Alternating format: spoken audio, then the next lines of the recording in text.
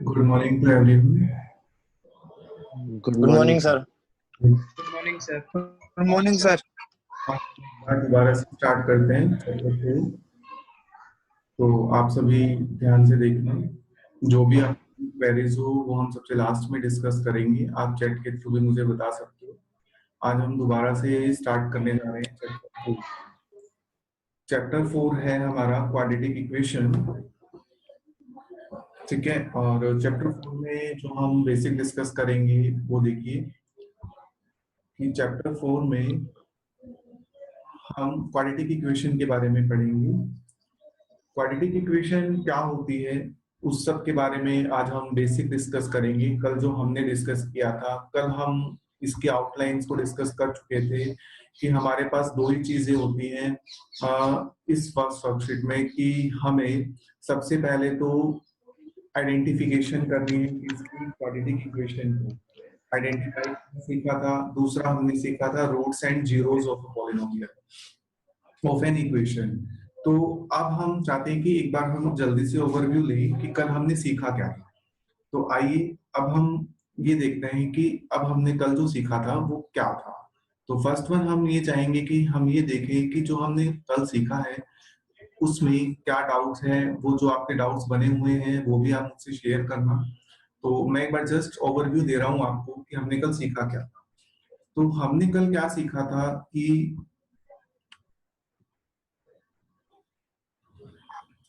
Quadratic equation जो होती है, क्वाड्रेटिक इक्वेशन जो होती है उसकी स्टैंडर्ड फॉर्म हमारे पास क्या होती है। हमने ये चीज नोट की थी कि हमारी जो क्वाड्रेटिक इक्वेशन होती है उसकी स्टैंडर्ड फॉर्म होती है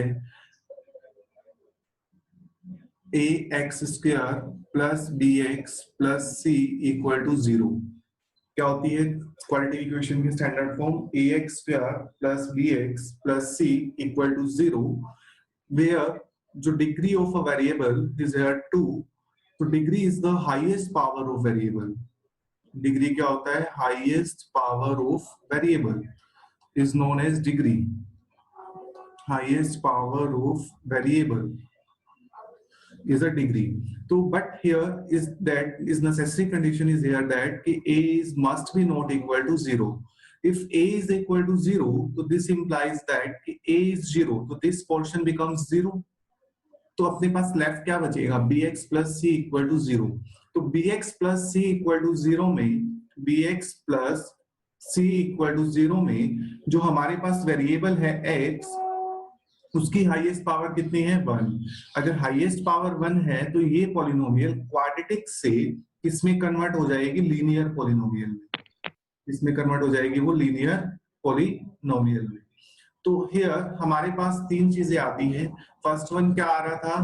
a, सेकंड वन क्या आ रहा है? b, थर्ड वन क्या आ रहा है? c, where a represent the coefficient of quadratic या coefficient of x², b represent the coefficient of x and c represent the constant term. Here अगर आपसे कोई पूछता है कि what is quadratic equation, 90% student क्या कहते हैं? Sir ax² plus bx plus c equal to 0, this is the quadratic equation. But बहुत ही रेयर केस होता है जहां पे स्टूडेंट ये कहता है कि नेसेसरी कंडीशन इज दैट कि a is not equal to 0। तो आपके एग्जाम में ऑप्शन टाइप क्वेश्चन भी आते हैं, तो वहां पर हो सकता है कि एक ऑप्शन ऐसा हो, फर्स्ट ही ऑप्शन, कि ax² plus bx is equal to 0 हो only.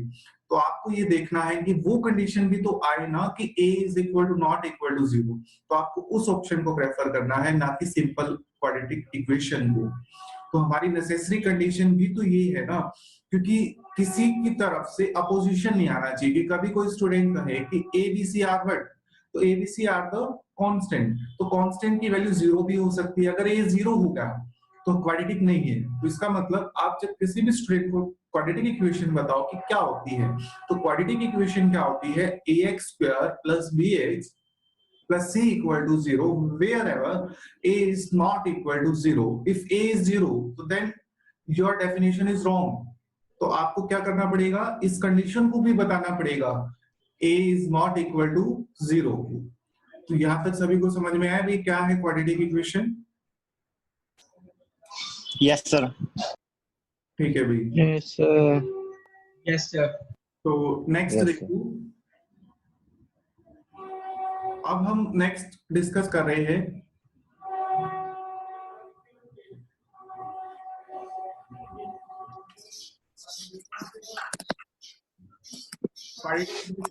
ax square plus bx plus c equal to 0। तो इसके अंदर क्या बोलोगे, a is not equal to 0। तो नेक्स्ट कल हमने पढ़ा था, अब हम आगे चलते हैं कि कल हमने ये देखा था कि एग्जांपल्स क्या होते हैं क्वाड्रेटिक इक्वेशन के। एग्जांपल ऑफ क्वाड्रेटिक इक्वेशन, हमने ये एग्जांपल लिया था 5x square minus 3x plus 2 equal to 0 का एग्जांपल लिया। तो हियर हर्षित गर्ग बताएगा कि a क्या आएगा। हर्षित, हाँ जी हर्षित गर्ग। sir. A.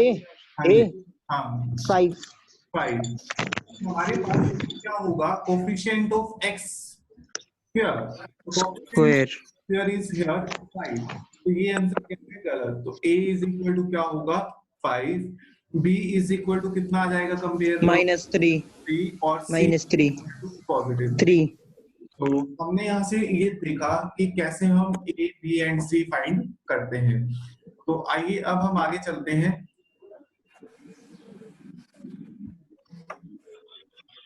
नेक्स्ट है हमारे पास कि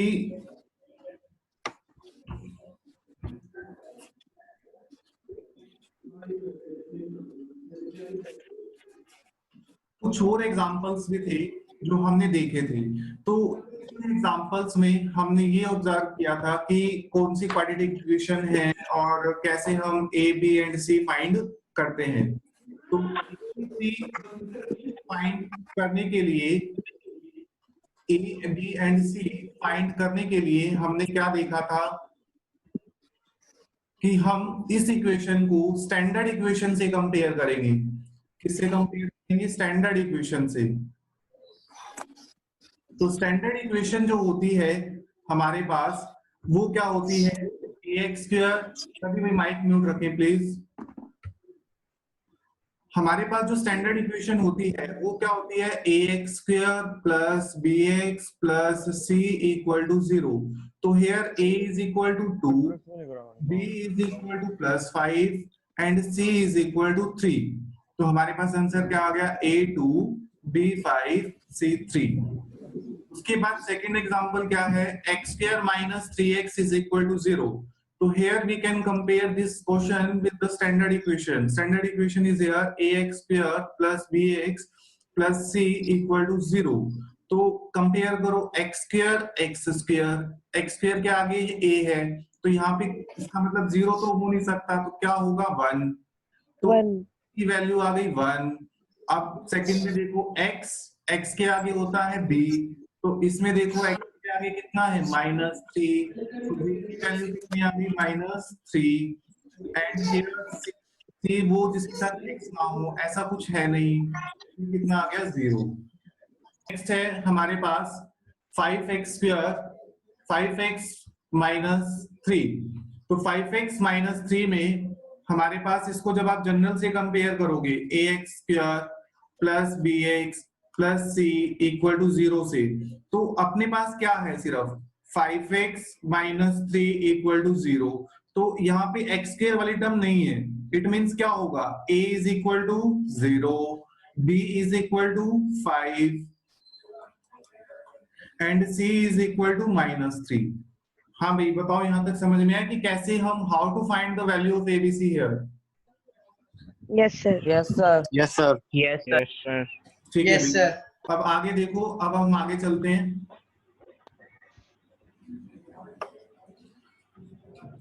अब हम ये देखेंगे कि हमारे पास जो रूट्स हैं, जीरोस हैं, वो सब क्या होता है। रूट्स क्या होते हैं कि जो उस इक्वेशन को सेटिस्फाइड करे। जैसे हम उसके रिप्लेस पे x पुट कर रहे हैं तो वहां पे उस इक्वेशन को पूरा 0 बना दे, तो वो हमारे पास क्या होता है, रूट्स। रूट्स भी कह सकते हो आप, जीरोस भी बोल सकते हो उस बात को। तो सिर्फ क्या है कि एक ही पॉइंट के काफी नाम है, तो आप कंफ्यूज मत होना कि ये क्या है, रूट्स है या जीरोस है। तो roots and zeros and solution of the equation क्या होता है। जैसे मैंने सिंपल सा एग्जांपल लिया कि चेक, जैसे आप 9th में करते थे, मैं 9th के पॉइंट ऑफ व्यू से आपको समझाना चाहूंगा कि check whether 2 is the zeros of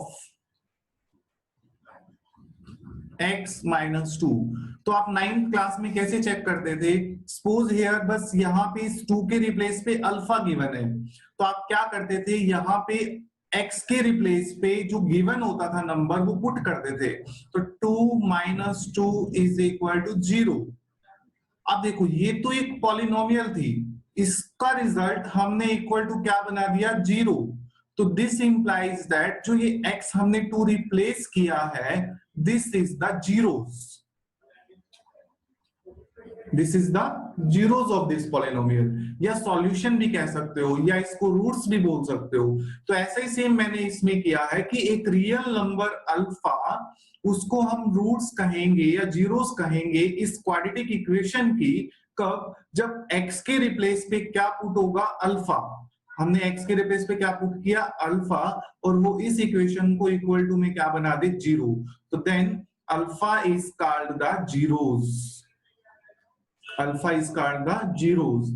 या दूसरे वे में हम इसको देखें तो अल्फा को हमने रूट्स कहा, रूट्स कहो या जीरोस कहो एक ही बात है। अल्फा अगर इसका रूट है तो हम ये भी कह सकते हैं कि x is equal to alpha इस इक्वेशन को सेटिस्फाइड करेगा। सेटिस्फाइंग के केस में हमें तो डायरेक्ट गिवन होता था कि अल्फा इज द जीरोस, तो हियर डिफरेंस ये हुआ कि अल्फा को तो अगर आप खाली अल्फा लिख रहे हो तो वो जीरोस या रूट्स में लिखेगा इस बात को। अगर आप लिख रहे हो x is equal to alpha, तो इस दिस इंप्लाइज दैट कि ये इक्वेशन को सेटिस्फाइड कर रहा है, तो सेटिस्फाई करेगा, तो दिस इंप्लाइज दैट कि अल्फा इज द जीरोस होगा उसका। तो सेटिस्फाइड करने का ये मेथड है कि x is equal to alpha लिखो वहां पे, ताकि वो उस चीज को क्या करे, सेटिस्फाइड। ये आप जनरल समझते हो कि x is equal to alpha लिखा मैंने, तो ये सॉल्यूशन होगा इस स्टैंडर्ड इक्वेशन का, ax square plus bx plus c equal to 0 का। तो देन नेक्स्ट पॉइंट है roots of a quadratic equation को हम क्या कहते हैं, zeros of the polynomial. Roots को हम जीरोस भी बोलते हैं। तो इस जो स्लाइड है इस पे हमने यही सीखा कि जो जीरोस होती हैं और जो रूट्स होते हैं और जो सॉल्यूशंस होते हैं हमारे, वो सभी के सभी क्या होते हैं, एक ही बात होती है। बस इसको अगर हमने कहा कि अल्फा इज द रूट, तो आप इसको अल्फा लिखोगे, अल्फा इज द जीरोस कहा तो अल्फा लिखोगे, अल्फा इज द रूट तो ये भी अल्फा। अगर सॉल्यूशन पे बात करते हैं तो क्या लिखेंगे, x is equal to alpha given होगा क्वेश्चन में। तो आप कंफ्यूज मत होना। हो सकता है कि एग्जाम में क्या होता है कि हमारे पास एग्जाम में वो क्या करता है कि अपने को वो क्या करता है कि ऐसे क्वेश्चन देता है कि आप समझते हो कि सॉल्यूशन का मतलब क्या होगा, तो वो कैसे स्टेटमेंट को लिखेगा, कैसे आपको कंफ्यूज करने की कोशिश करेगा, और आपको पहचानना है कि वो सेम ही है। कैसे, अगर वो लिखता है कि 2 is, check whether 2 is the zeros of this polynomial x square minus 4x plus 4, तो आप क्या करोगे, 2 रिप्लेस करोगे। या वो कहता है कि check whether x is equal to 2 satisfy this quadratic, तो इसका मतलब और इसका मतलब सेम है। उसने बस यहाँ पे x इज इक्वल टू 2 कह दिया और यहाँ पे खाली 2 था, तो इसका मतलब देखो जब खाली 2 था तो वो जीरो से रिप्रेजेंट कर रहा था कि this is the zero, but this here मतलब कि x को जब 2 पुट करते हैं तो वो इसको सेटिस्फाइड करे। सेटिस्फाइड का मतलब क्या होगा कि वो इक्वल टू क्या बना दे, 0। अगर वो इक्वल टू 0 बनाएगा तो आप खाली 2 को क्या बोलोगे, इस इक्वेशन का रूट्स या जीरोस। तो वो सिर्फ वो कंफ्यूज करता है और कुछ नहीं है, सब कुछ बातें बिल्कुल यही होती है सेम। तो सिर्फ आपको डिफरेंशिएट करना आना चाहिए कि वो स्टेटमेंट थोड़ी सी इधर से उधर ऐसे कर देता है बस। यहां तक बताओ भाई, किसी को कोई डाउट इस स्लाइड में? No sir. No sir. नहीं है। तो नेक्स्ट अब हम देखते हैं कि अब हमारे पास क्या होता है आगे, कि कुछ इक्वेशन होती है जो हिडन इक्वेशन होती है, उसको आइडेंटिफाई करना थोड़ा मुश्किल होता है कि क्या ये क्वाड्रेटिक है। दिखने में तो वो क्या करते हैं कि चालाक बनते हैं, वो करते हैं कि लीनियर है या क्यूबिक बना देते हैं।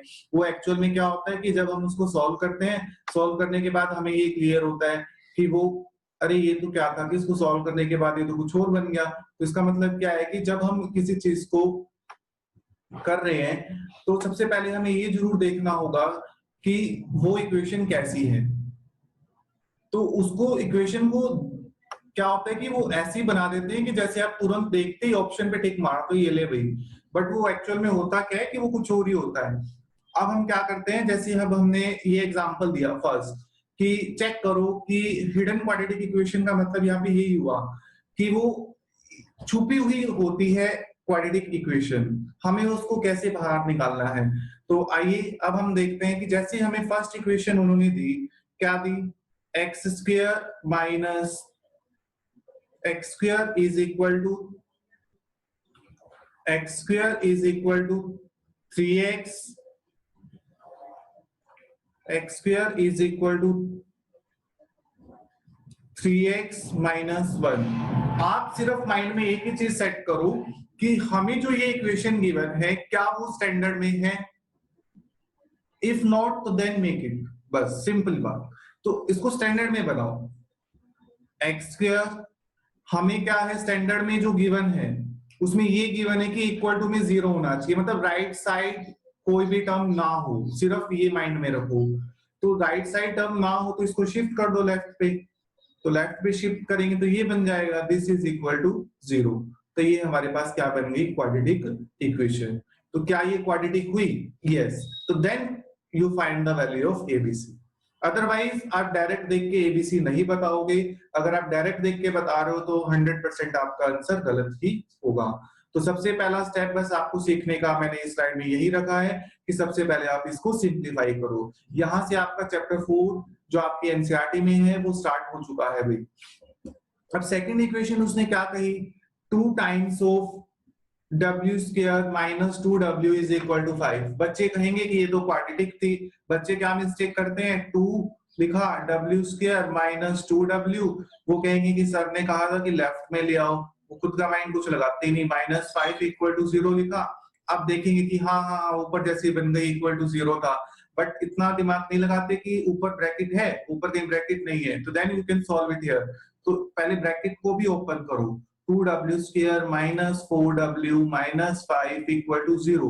अब लग रहा है कि वो ऊपर जैसी है। कई बच्चे क्या करते हैं, इसको इक्वल टू 0 में बनाया, अब यहीं पे लिखना शुरू, a is equal to 2, b is also equal to minus 2 and c is equal to 5। Examiner तो होता ही चालाक है, वो क्या करेगा, इसको कट, वो कहेगा मैंने इसीलिए तुम्हें ये क्वेश्चन दिया था। बट तुम्हें ऐसा नहीं करना। तुम्हें क्या करना है, उसको लेफ्ट पे शिफ्ट करने के बाद उसको सिंप्लीफाइड फॉर्म में कन्वर्ट करना है। ऐसा देखो कि ना तो वहां पे कोई ब्रैकेट हो, ना ही कोई दो टर्म कंबाइन हो। ऐसा भी ना हो कि w स्क्वायर बिखरे पड़े हैं दो जगह। जैसे अगर मान लो कई स्टेटमेंट में ऐसे दे देता है w square is equal to 2w plus w square, तो आप यहाँ पे इसको ला रहे हो, यहाँ पे मान लो 2 है तो आप क्या करोगे, ऐसा नहीं है कि 2w square minus w square minus 2w equal to 0 लिख के अब इसको जनरल कंपेयर करो, नहीं। पहले लाइक टर्म्स को कलेक्ट भी करो ताकि आपको पता चले कि हाँ इसका कलेक्शन भी होगा। तो यहाँ पे क्या आएगा, w square minus w equal to 2w equal to 0, then you can compare it, otherwise you can not compare it. तो इट मींस हियर सिर्फ क्या कंफ्यूजन निकला, first one simplified, second one, first one क्या निकला, simplified, then simplified के बाद collect like terms, collection of like terms के बाद compare it with standard equation, तो then find the value of A B C. ऐसा नहीं है कि स्टार्टिंग में क्वेश्चन आया और एबीसी निकालने लग जाओ। हाँ भाई बताओ, आया समझ में यहाँ तक, किसी को कोई डाउट? आ गया आ गया सर। नो सर कोई डाउट नहीं है। नहीं है सर। यहाँ तक कोई clear नहीं है सर। अब इसके बाद हमारा लास्ट एग्जांपल बचता है। इसमें लास्ट एग्जांपल क्या कह रहा है अपने को कि 5, कल मुझसे बच्चे पूछ रहे थे इसी क्वेश्चन को, तो 5 minus 1 by x minus 1 by x square equal to 0। तो क्या होगा, x square is here the LCM, तो यहाँ पे क्या आएगा 5x 5 प्लस है सर। प्लस है सर माइनस, उधर, हाँ जी, सर प्लस 1 है बाय उधर। x के पास प्लस आएगा। ओके, प्लस आएगा। यहाँ प्लस, तो ये प्लस हो जाएगा और माइनस में 1 इक्वल टू 0। तो हमारे पास इक्वेशन क्या बन गई 5x square plus x minus 1 equal to 0 into x square. अब 0 इंटू एक्स स्क्वायर क्या होगा 0, तो हमारे पास स्टैंडर्ड इक्वेशन ये आ गई। देन आप इसको कंपेयर करोगे। बताओ भाई, आया सभी को समझ में? Yes sir. Yes yes sir. Sir. Harshika clear? Yes sir, yes yes sir, sir. हो गया क्लियर। ठीक है भाई। अब हम देखते हैं, मैंने आपको कुछ होमवर्क दिया था कि आप एनसीईआरटी से कुछ क्वेश्चन करना, क्या आपने किए भाई? Yes sir. Yes sir. Yes sir, ठीक है भाई। Yes yes sir. सर, तो आइए अब हम यस सर। देखो, अब हमारे पास ये फर्स्ट इक्वेशन आती है। तो फर्स्ट इक्वेशन में हम ये देखेंगे कि क्या क्या मेथड्स मैंने आपको अभी समझाए हैं।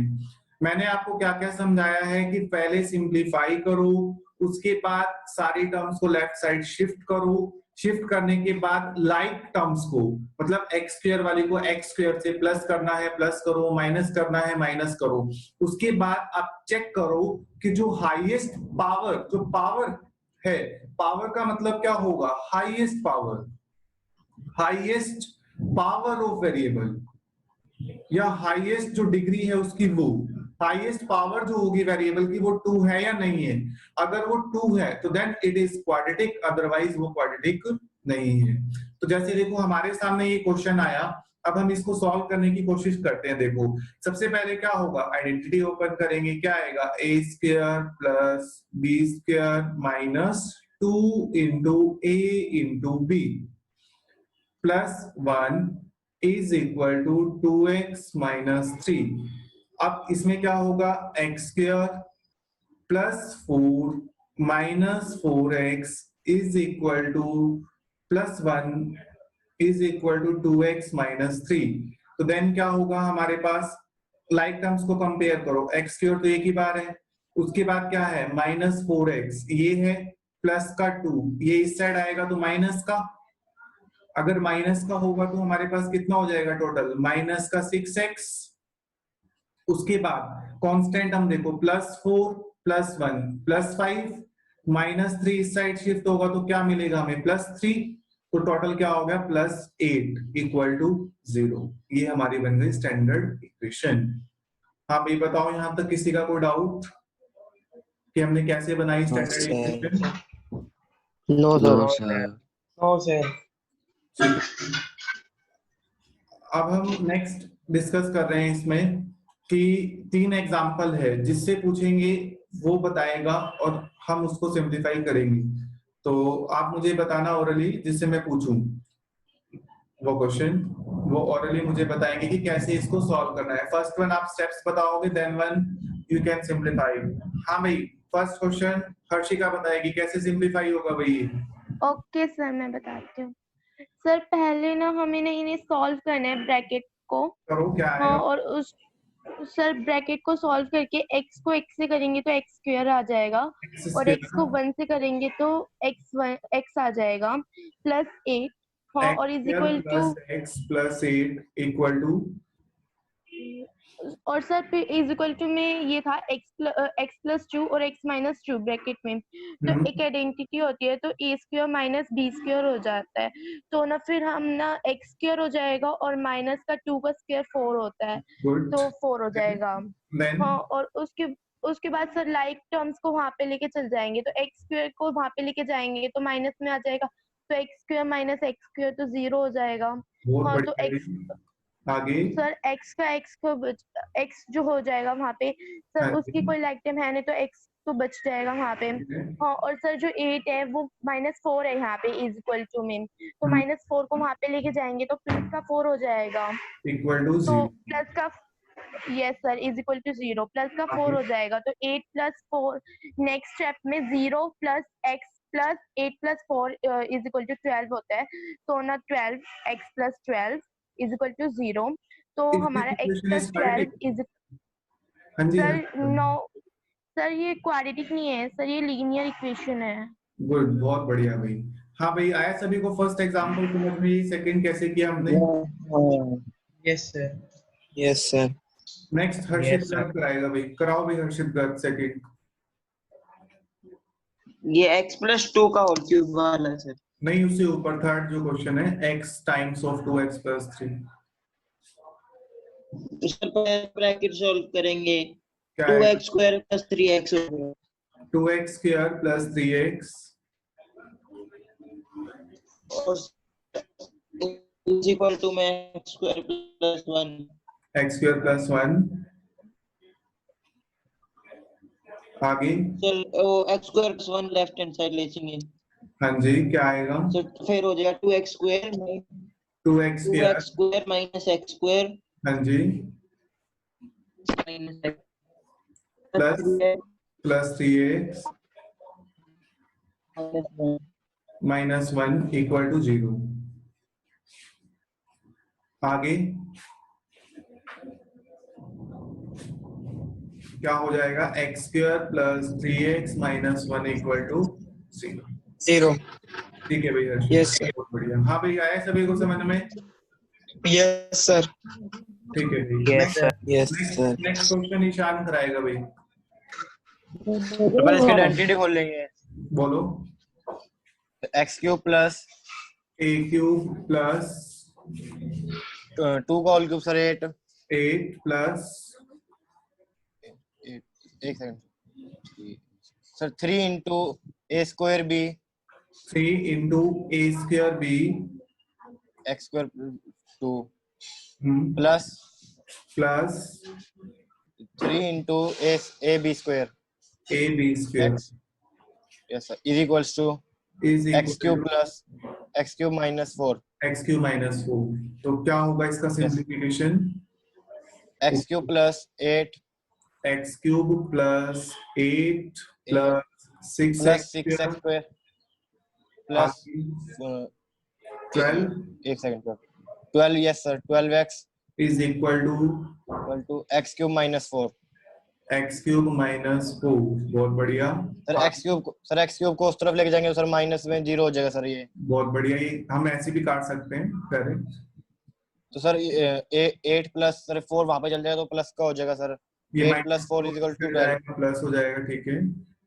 तो 12 जल्दी क्या प्लस बनेगा? 6x square plus plus 12 12x प्लस 12 12 इक्वल टू 0। हाँ भाई, दीक्षा आया समझ में?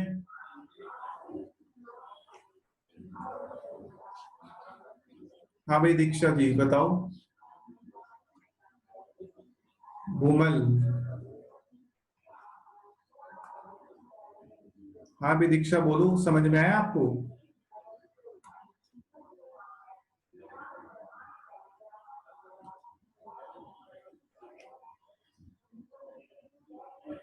हाँ जी दीक्षा, आया क्या समझ में? सर आ गया समझ। ओके, देखो भाई नेक्स्ट क्वेश्चन हम स्टार्ट कर रहे हैं। Represent the flowing situation in the quadratic form. हाँ भाई केशव बंसल, समझ में आया था कल आपको ये क्वेश्चन? Yes, sir. बताओ मुझे कैसे होगा।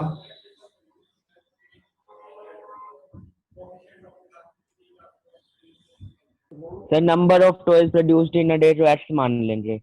Number of toys produce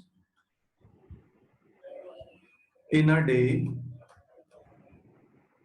X. Okay. Sir, फिर cost of production of each toy हो जाएगी 55 minus X. Cost of production of each toy is 55 come minus X. हाँ जी।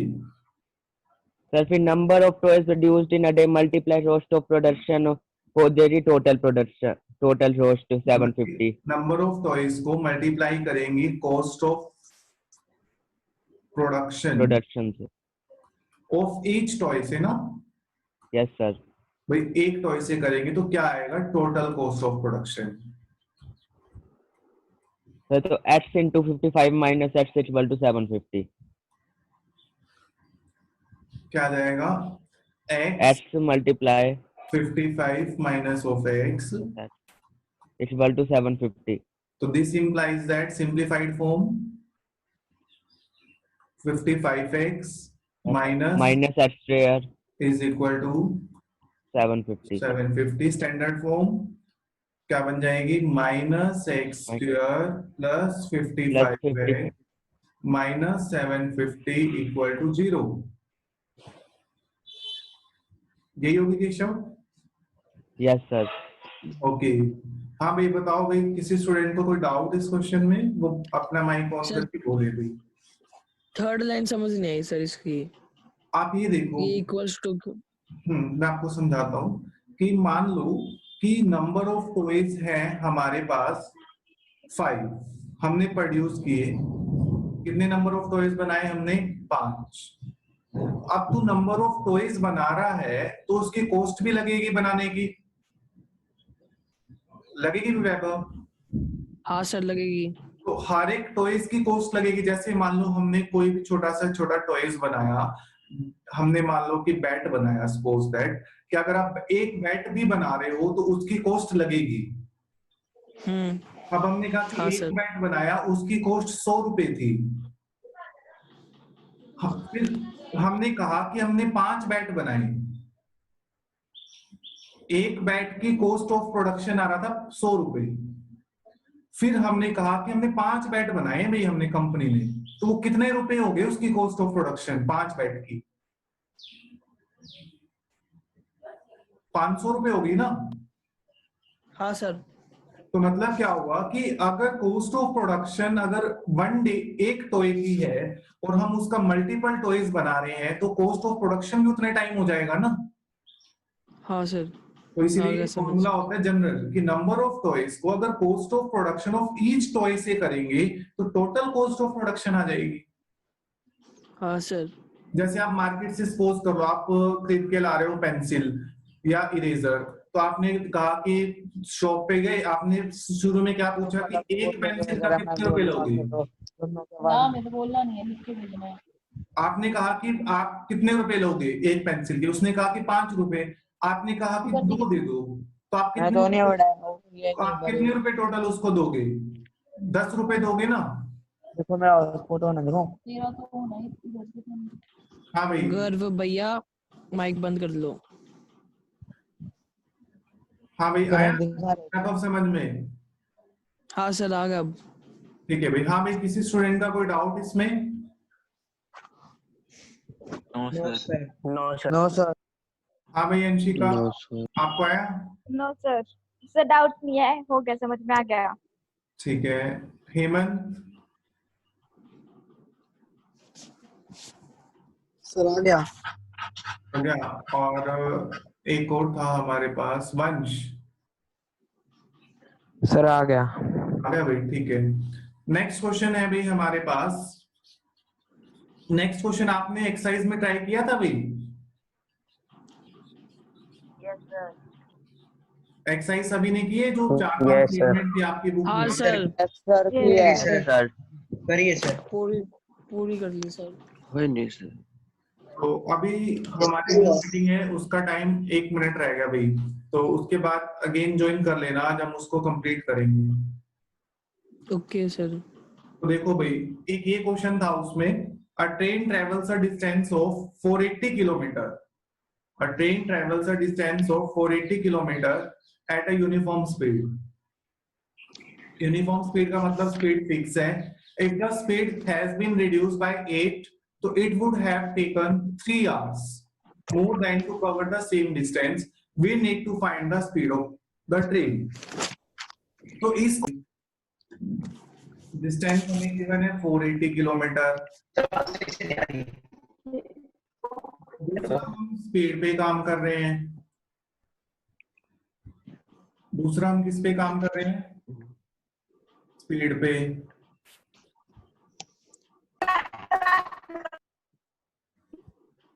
तो दूसरा जो हम काम कर रहे हैं इसमें वो हम कर रहे हैं स्पीड पे. ठीक है. स्पीड इज इक्वल टू हम सपोज कर लेते हैं x किलोमीटर पर आ रहा है. अरे भाई डिस्टरबेंस नहीं. तीसरा हम कर रहे हैं टाइम पे। तो हमें बट इस स्टेटमेंट में लगा कि 3 आवर्स मोर देन, भी वो कंपैरिजन टाइम पे कर रहा है। तो टाइम पे अगर वो कंपैरिजन कर रहा है तो हम टाइम का रिलेशन देखते हैं इन दोनों में क्या होता है। हमारे पास जनरल क्या होता है, speed is equal to distance upon time. तो क्या हम इसको ये लिख सकते हैं, time is equal to distance upon speed? हाँ sir. Yes sir. Yes sir. अब देखो फर्स्ट लाइन पढ़ो, अगर हम जनरल बात करें तो जनरल बात करते हैं तो टाइम, जो जनरल टाइम लगेगा t, वो क्या होगा, 480 डिस्टेंस है और स्पीड क्या है x, तो ये टाइम लगेगा नॉर्मल। हाँ सर। अब वो क्या कह रहा है, आगे स्टेटमेंट पढ़ो, अगर सर। स्पीड 8 किलोमीटर लेस हो जाए तो x थी, x से कितनी हो जाए, x माइनस 8, तो टाइम 3 घंटे ज्यादा लगता है। हमने देखा कि स्पीड हमने निकाल लिया। अब हम बात करते हैं जनरल स्टेटमेंट पे। जनरल स्टेटमेंट क्या कह रही है हमारी, कि if the speed 8 kilometre less तो it would take 3 hour more to cover the same distance. हमने कह दिया कि वो t1 टाइम लेती है, हमें नहीं पता डिस्टेंस, तो वो 480 कवर कर रही है और किस स्पीड से कर रही है, x माइनस 8 से कवर कर रही है वो x माइनस 8 से। तो ये वाला जो टाइम आएगा वो न्यू टाइम आएगा ना, यस सर। बताओ क्या तक समझ में आया? हाँ यस सर। सर। अब वो क्या कह रहा है कि जो टाइम का गैप है वो 3 आवर्स है दोनों में। तो इसका मतलब आप एक स्टेटमेंट बताओ अर्पित, क्या टाइम इसमें ज्यादा लगेगा या इसमें ज्यादा लगेगा? टाइम किसमें ज्यादा लगेगा? t is equal to 480 by x में टाइम ज्यादा लगेगा या सेकंड वाली स्टेटमेंट में? फर्स्ट में। हाँ जी अर्पित। सर सेकंड में। सेकंड में सर फर्स्ट में लगेगा कम टाइम, देखो ज्यादा। साइंस में थोड़ा पढ़ा है, मैं आपको एक पॉइंट समझाता हूँ कि ये बताओ डिस्टेंस फिक्स है ना? Yes sir. डिस्टेंस फिक्स है तो स्पीड टाइम से कैसे रिलेट कर रही है, 1/t की फॉर्म में। डिस्टेंस फिक्स है, इसको आप यस सर। तो स्पीड और टाइम का कैसा रिलेशन है, इन्वर्स, कि अगर आपने टाइम को 2 रखा तो स्पीड कितनी आ जाएगी, 1/2। तो यहां से क्या लग रहा है कि जब स्पीड जितनी कम होगी, टाइम जितना कम होगा, स्पीड उतनी ज्यादा होगी, बढ़ेगी। बढ़ेगी। Yes sir. क्लियर है ये बात? Yes sir. लेकिन अब इन दोनों में कंपैरिजन करो, ये तो डिस्टेंस सेम है, इसकी स्पीड x है और इसकी x माइनस 8, जैसे आप x को डिस्पोज कर लोगे 10 है, फर्स्ट में आएगा सर। आप x को 10 मान लो, अगर x 10 है तो यहां से टाइम कितना लगेगा, 48 10 बाई 10, तो कितना आएगा, 48 आवर्स। Yes sir. अगर मैं उसमें Yes, sir. करता हूं तो टाइम कितना लगेगा, 240 आवर्स। तो किस में ज्यादा लग रहा है टाइम? टाइम ज्यादा दूसरी वाली में। टाइम सेकंड में। सेकंड में, फर्स्ट के कंपैरिजन में यस सर, second में टाइम ज्यादा सेकंड time में लग रहा है। लगेगा। तो इसका मतलब क्या है, यस सर। इसका मतलब क्या हुआ कि अगर आपको एक चीज सिर्फ आप की स्पीड फर्स्ट ज्यादा किया। आप सिर्फ एक चीज ऑब्जर्व करना है यहाँ से, मैं भी बताता हूँ क्या है पर्टिकुलर पॉइंट, कि देखो यहाँ पे स्पीड x है, x का मतलब कुछ भी है हमें नहीं पता, और यहाँ पे x से कुछ कम हो गई, तो यहाँ पे जो टाइम लग रहा था वो तो ठीक था, लेकिन यहाँ पे स्पीड पहले के कंपैरिजन में कम हुई है, तो ये भी यस सर। वो x थी वो x माइनस 8 हो गई। अब ये बताओ यहाँ पे जो टाइम लगता था वो नॉर्मल था, अगर यहाँ स्पीड कम हुई है तो टाइम क्या लगेगा, ज्यादा। ज्यादा किसके कंपैरिजन में? पहले वाले टाइम के फर्स्ट के। लगेगा। Yes yes sir. सभी स्टूडेंट को ये पॉइंट समझ में आया? सबसे बड़ी दिक्कत यही आती है इसमें। बताओगे किसी स्टूडेंट का कोई डाउट है इस पॉइंट? यस सर आ गया। सर आ गया। यस सर आ गए। ठीक है भाई। तो अब हमारे पास यहाँ पे x अगर टाइम लग रहा था और वहां पे x -8 हो गई स्पीड, यहाँ पे स्पीड x थी, वहां x -8, it means speed is reduces here. अगर स्पीड रिड्यूस हो गई तो टाइम पहले के कंपैरिजन में क्या लगेगा? ज्यादा। तो इसका मतलब अब आपको पता ही है कि लार्जर में से अगर हम कोई स्मॉलर चीज माइनस करते हैं तो ही वो पॉजिटिव चीज आती है। कोई भी पॉजिटिव नंबर कब आएगा? जब बड़े में से छोटा माइनस करोगे। अब यहाँ पे बड़ी चीज क्या है? टाइम में से कौन सा बड़ा है? सेकंड वाले स्टेटमेंट का टाइम ज्यादा है। Yes sir. तो हम क्या लिखेंगे? 480 डिवाइडेड बाई x -8। ये टाइम और ये टाइम पहले वाले का है, तो दोनों का डिफरेंस कितना कह रखा है उसने? 3 आवर्स। तो हमारे पास ये t1 टाइम हो गया और ये t, तो दोनों में कितने का डिफरेंस है? 3 आवर्स का। तो ये हमारी स्टेटमेंट हुई। हाँ भाई, किसी भी स्टूडेंट को कोई क्वेरी है तो वो जल्दी से पूछे भाई। No sir. हाँ भाई, हर्षिका, दीक्षा। सर नहीं है। नहीं है। अमनदीप। सनी है। अमनदीप। नो सर नहीं है। ईशान, कुणाल। नो सर नहीं है डाउट। ठीक है भाई। शिवांश। सर नहीं है। आगे क्लियर है? Yes sir. ठीक है भाई। तो नेक्स्ट हम करते हैं अब आगे बात जनरल कि एक आप ना, ये जो क्वेश्चन है सेम, मैं आपको अभी एडवांस में बताता हूँ, आप कल करना, मैं आपसे थोड़ी बात करूंगा इस बारे में। 4.3 वर्कशीट में क्वेश्चन नंबर 4.3 का ना क्वेश्चन नंबर आप देखना। आवाज की प्रॉब्लम आ रही सर। लो। अरे आपको रिकॉर्डिंग मिल जाएगी भाई, जिसको भी जो दिक्कत आई है ना उसको हम बाद में बात करेंगे, अभी क्लास में डिस्टरबेंस नहीं है।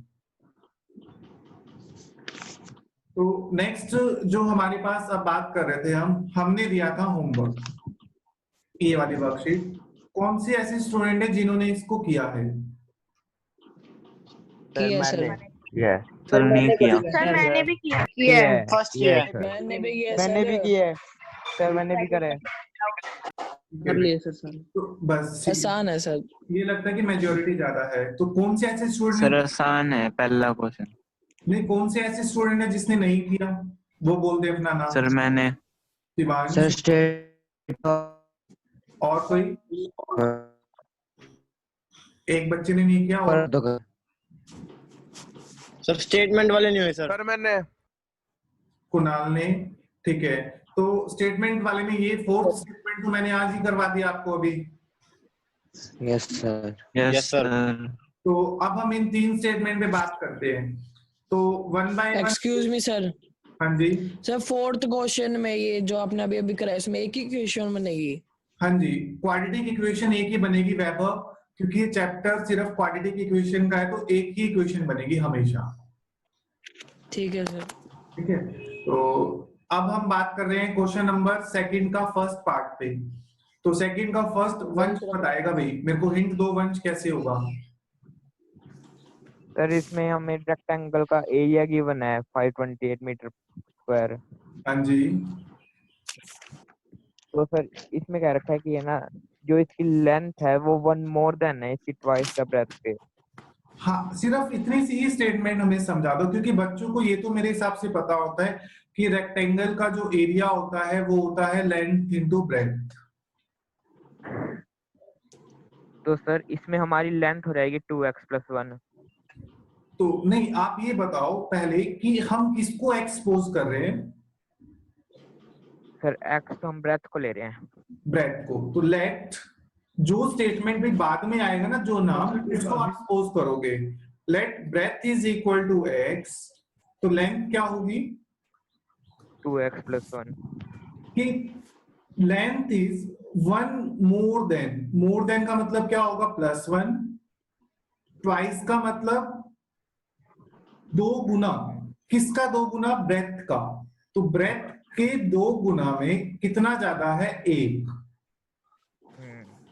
तो ये हमारी लेंथ Yes, sir. बन गई। ऐसा ही है वंश, यस सर। आगे कैसे होगा?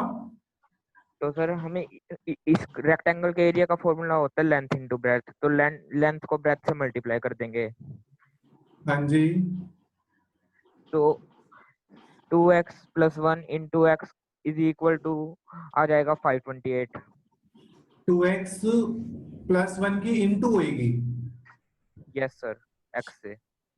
2x + 1 को मल्टीप्लाई करेंगे, ये लेंथ हो गई, ये ब्रेथ हो गई, तो ये सारा किसके इक्वल होगा 528 के। 8 के। तो स्टैंडर्ड क्या बन गया 2x² + x - 528 = 0। हाँ भाई, किसी स्टूडेंट की कोई क्वेरी हो सेकंड के फर्स्ट में, बताओ भाई।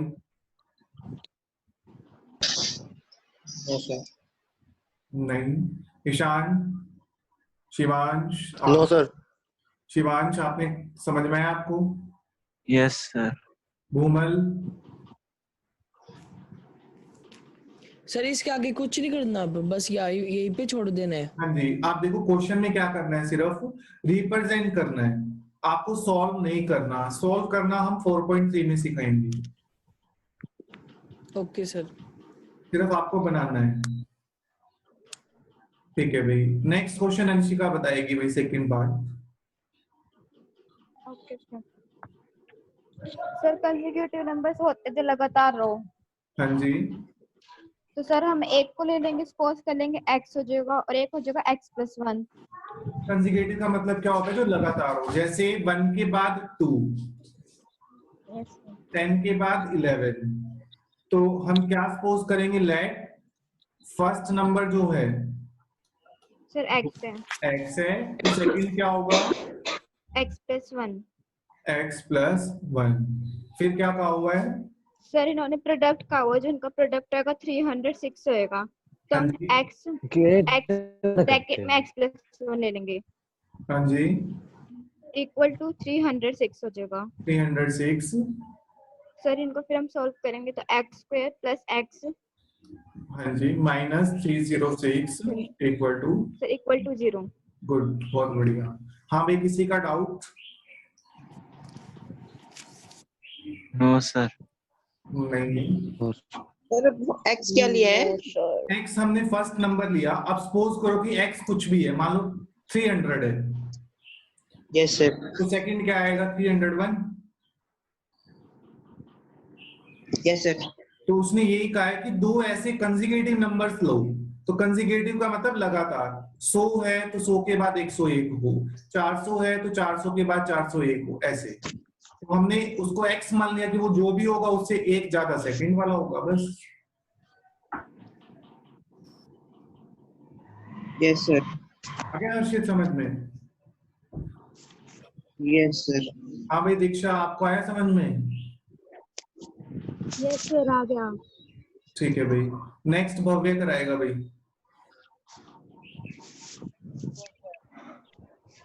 सर हम रोहन की एज को तो लेट कर लेंगे x। रोहन की प्रेजेंट एज को यस सर। लेट रोहन की प्रेजेंट एज, प्रेजेंट एज को हमने क्या लेट कर लिया x।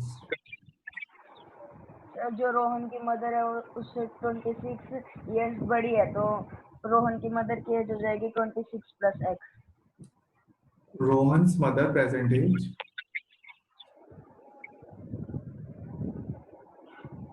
ये यस सर। आगे सर अब the product of their age is 3 years from now. Sir आज से 3 साल बाद, तो दोनों की एज में 3 ऐड करेंगे, तो रोहन की एज x + 3 और रोहन की मदर की 29 + x। और मदर की हो जाएगी 29 plus x. x plus 29 या 29 plus सर उनकी दोनों की प्रोडक्ट है 360 के इक्वल, तो x plus 3 is multiply 29 plus x is equal to 360. Good.